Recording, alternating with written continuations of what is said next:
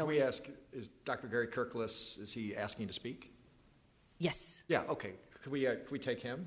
Wonderful. Can we take it out of order? Yeah. Yes, so we'll be... While he comes up, if he would, I just want to say, been a lot of thank yous put around.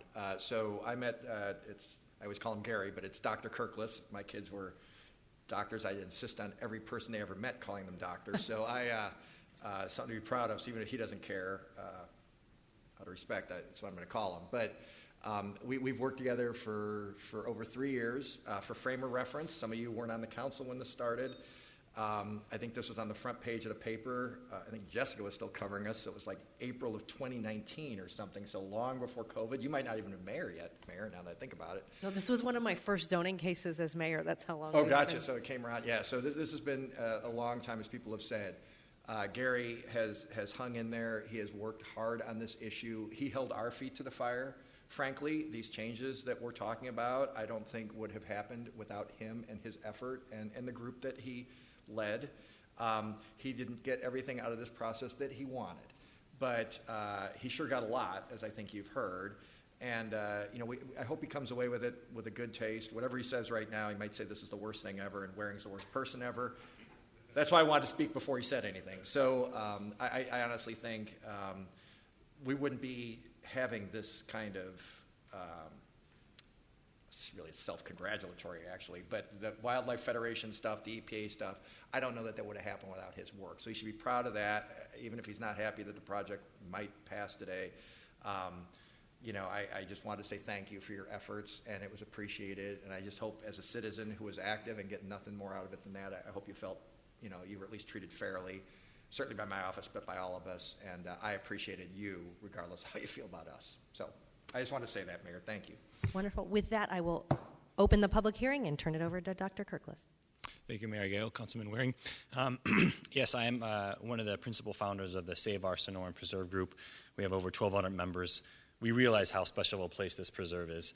I can guarantee you, no matter what district you represent, you have people coming, your constituents are coming to mountain bike, to hike, to cycle along Sonoran Desert Drive. You go out there, you see people taking pictures for weddings. REI, the outdoor company, takes guided hikes there. Hot air balloons are flying over all the time. It's a very special place, and that's why all of us came together, and we were so meticulous about this place. There was things like the desert character overlay and the limit line. They're being contested over these years through a lot of attending meetings, the developer, their legal counsel, and Councilman Waring. A lot of those guidelines have been met as a result. I will still say it would have been a lot easier these past 5 years if some of those guidelines were just firm and we just followed them.